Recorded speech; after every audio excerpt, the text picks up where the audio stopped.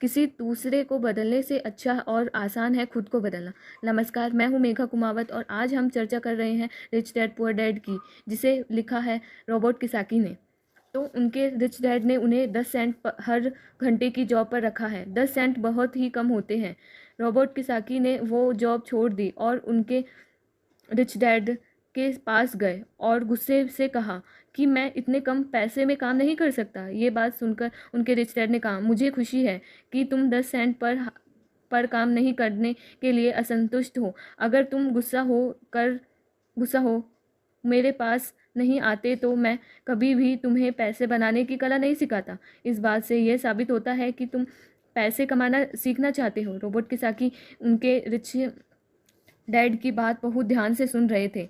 उनके rich dad ने कहा, जारी किया रखा, तुम्हें पता है गरीबी पैसे की नहीं मन की होती है। इंसान पूरी ज़िंदगी डरते डरते सिर्फ पैसे के लिए काम करता है। मैं कभी नहीं कहूँगा कि तुम पैसे के लिए काम करो। तुम्हें ऐसा काम करना चाहिए कि तुम्हारा पैसा तुम्हारे लिए काम करे। लोग कहते हैं कि मैं समस्या की जड़ हूँ, मैं कम पैसे देता हूँ, पर सच तो यह है कि लोग उसी वेतन में काम करते रहना चाहते हैं। वो अपने आप से नहीं पूछते कि वो क्यों डरते इतने कम पैसे में क्यों काम कर रहे हैं। पर अगर वो लोग और तुम इसी तरीके से सोचते रहे कि समस्या की जड़ मैं हूँ, तो ज़िंदगी भर न वो लोग सीख पाएंगे ना तुम कुछ सीख पाओगे। आसान क्या है, मुझे बदलना या खुद को बदलना और अपने आप को इस लायक बनाना। क्या आप उससे अच्छा कम सीख सकते हो?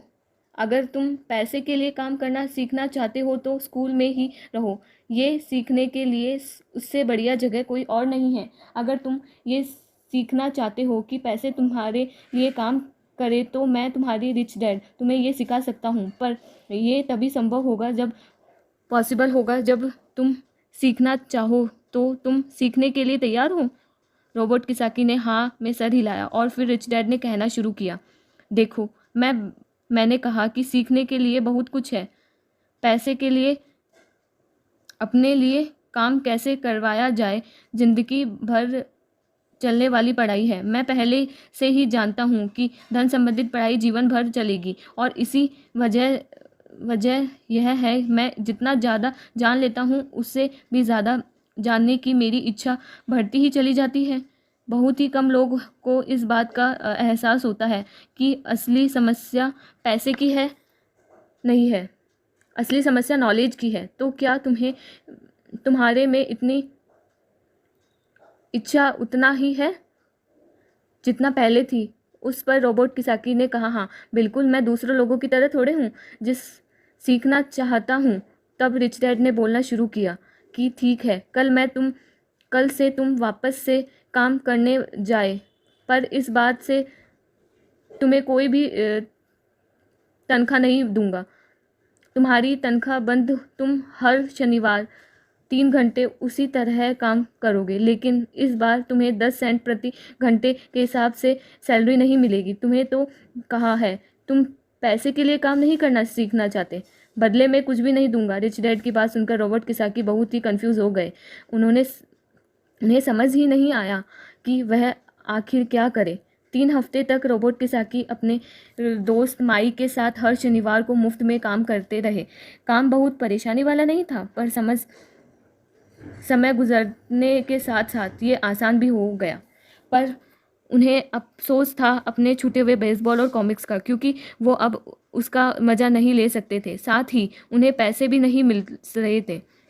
तीसरे हफ्ते दोपहर में रॉबर्ट किसाकी के रिच डैड उनकी शॉप पर आए जहां वो काम करते थे और उन्हें कहा कि तुम जिंदगी भर जो मेरे बाकी एम्प्लॉय है उनकी तरह ही काम करना चाहते हो, डरते रहना चाहते हो। मुझे लगता है कि मुझे तुम्हारी सैलरी बढ़ा देनी चाहिए, 25 सेंट पर। हाँ, ये सुनकर वो दोनों मन ही मन खुश हो गए। सामने नहीं था तो वो चुप रहे। रिच डैड ने थोड़ा देर देखा और कहा, चलो अच्छा, तुम इतने में खुश नहीं हो। तुम्हारी सैलरी $1 पर हार कर देता हूँ। $1 पर हार उस समय के हिसाब से कह सकते हैं कि देश के सबसे अमीर बच्चा भी थोड़े कमाता होगा, वो भी नहीं कमाता होगा। वो थोड़ी देर और चुप रहे और फिर उन्होंने कहा, चलो अच्छा ठीक है, तुम्हारी सैलरी $5 पर हार। ये सुनकर उनका मन बार बार कह रहा था, मान लो इससे क्या नहीं खरीदा जा सकता। और सारी कॉमिक्स, ढेर सारी साइकिल वगैरह वगैरह पर वो चुप रहे।